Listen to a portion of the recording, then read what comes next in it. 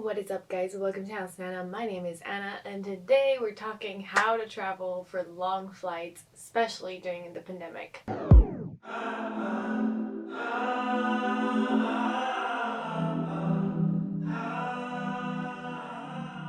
So I am packing. So I have my little, well, not little, but my suitcase in here.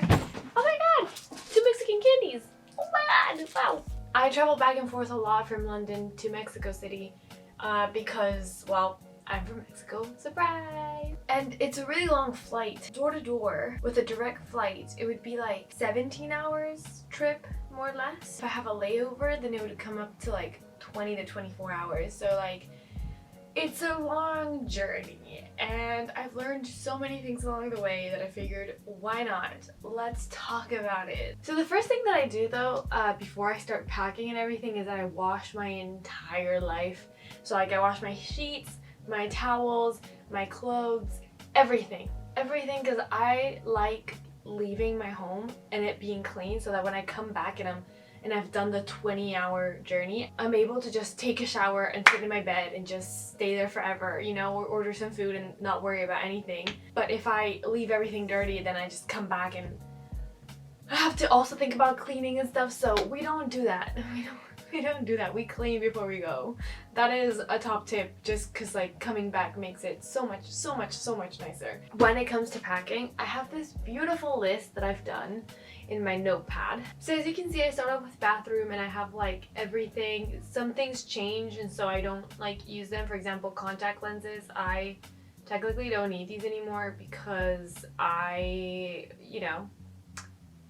got surgery. There's a video about that if you want to watch that. So yeah, I just take that off. But sometimes like stuff in this part of the list I already have at home, so I don't actually have to pack it, but I still, check the list off if I'm not going to pack it.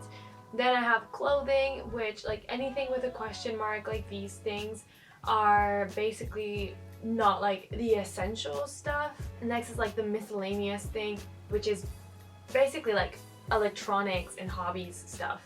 So all of this could change from while to while, depends on where I'm going, for how long I'm going, what the weather is like.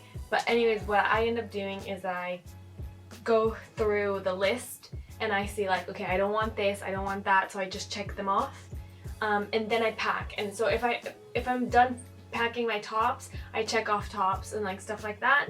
And then so next time, instead of like checking everything off, what you do is that next time you're packing, you uncheck everything. So like super smart, you know what I mean? This list, however, does not include pandemic stuff, which is new. It's a new development, but it's okay. This is my third time flying during the pandemic. So like the first time, March 2020, when it was all starting, flew to Mexico, and then from Mexico to London, I think it was in November, like Halloween I think it was. Now I'm heading back for 2 months, so I figured a few things. I think we've also just evolved and gotten to learn the virus a lot more, so now we know how to stay safe even when flying or even when being exposed.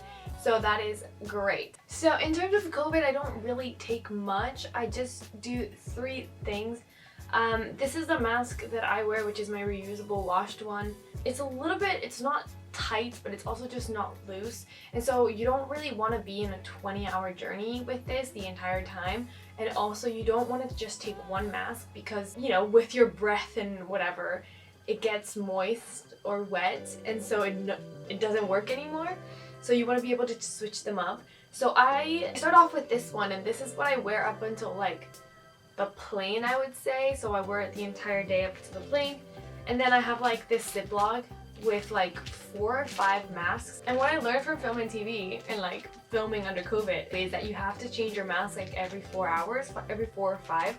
So I take a couple, they're all like wear and throw away, which I don't love, but it's the safest way. And also medical masks are the best ones.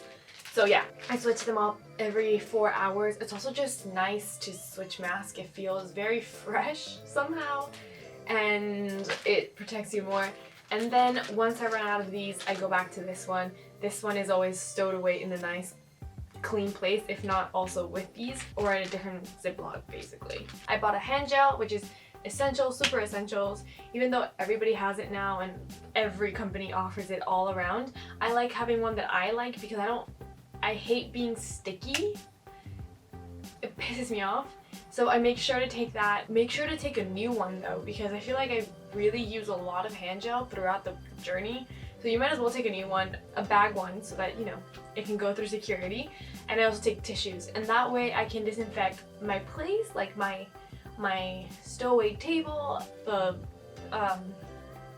where you put your arms, I don't know what they're called, but like, you know, the side things. Those are like the 3 things that I do for COVID really. What I am going to do now that it's different from the 2 previous times that I have flown into Mexico and the UK is that now I'm doing a lateral flow test that's like free from the government. Mexico does not require PCR tests to enter, but I feel better just making sure that I don't have COVID. But I can't afford a PCR test here because they're like £100. So what I do is that I order the free ones from the government, and they tell you the result in like 30 minutes. So I'm gonna take one today and I'm gonna take one tomorrow morning, just because I think when you do it twice it increases the like reliability and somehow whatever. Now my like routine, like self-care routine, like the stay fresh, don't get too affected by traveling for so long routine, I guess you could call it, is super simple. I make sure that my hair washing day, because I wash it every second day, is on the flight day. So in the morning before I get on the plane, I do a shower where I completely wash my hair. I don't add any oils in it like I usually do, just because it's gonna be a long time since my next shower. And I do not apply makeup. I literally go with just my skincare, and I don't apply makeup. And usually I leave the house like 5 hours earlier than my plane, because it takes me like an hour and a half just to get to Heathrow, and then I have to do the waiting there, of course, because, you know, we gotta get early to the airport before a flight. So you know, when it's like the middle of the flight, it's already just been like a full day for you. So I always pack a little bag of essentials, which my essentials are my face wash, my moisturizer, my sun cream, a little bit of concealer, and eyelash curler, a toothbrush, and toothpaste, a tiny little perfume, and deodorant. I cannot stress how comfortable the journey becomes when you start doing these things. Like, it's a little pouch, so it's not even that big of a deal to have it in your carry-on. Also, in case anything gets lost, you have the essentials to just like breathe for a little bit and be able to go to like a supermarket or whatever. I have very sensitive skin, so being able to follow my routine, I guess, my skincare routine, is not only very refreshing, it's also going to prevent a lot of breakouts. It's so nice to like fall asleep that way. And then because it's like another 8 hours until, you know, you arrive basically, 30 minutes before the landing, I just go back, wash my face again like if it was the morning.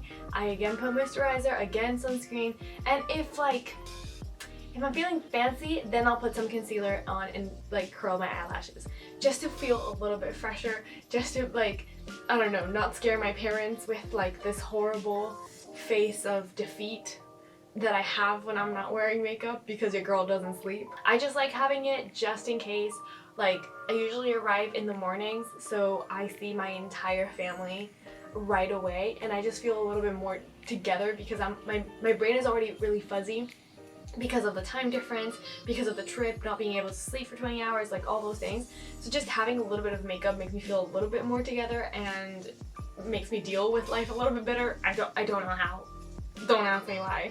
But that is also why I travel with just my concealer and my eyelash curler. I usually go along to the airport with an empty water bottle, and then I just fill it up in the airport, or I ask like the stewardess to fill it up, like whatever.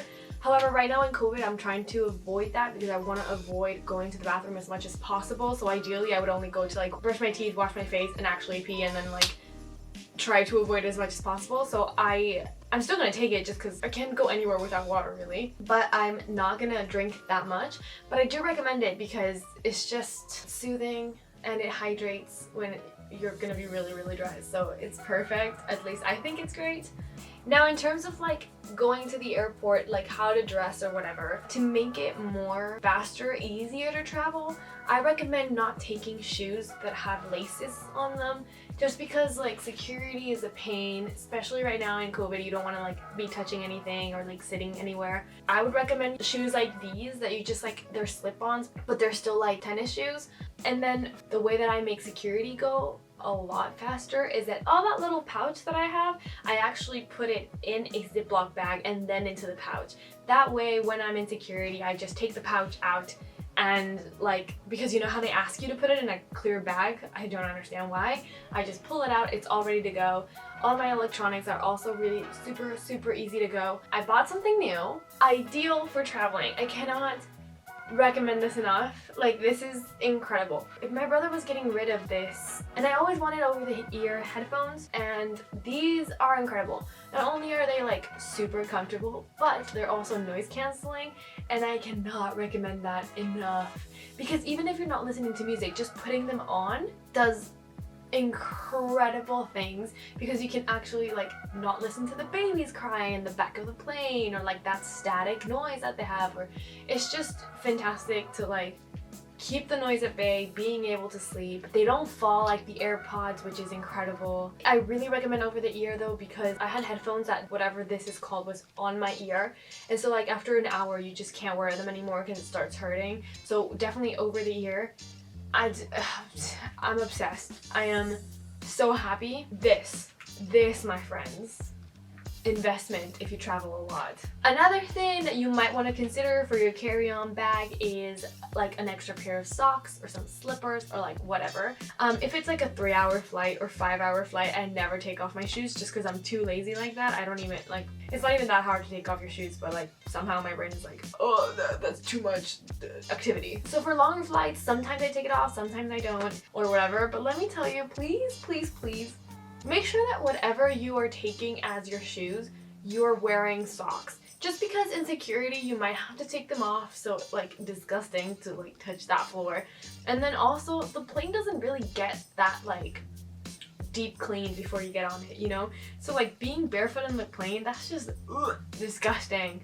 And you could also be stinky, so that would like annoy the rest. Yeah. That's it. That's my PSA. Please don't be barefoot on the plane. That's it. Yeah. In terms of entertainment, because it's such a long flight, what do I pack? You may be wondering. On my carry-on.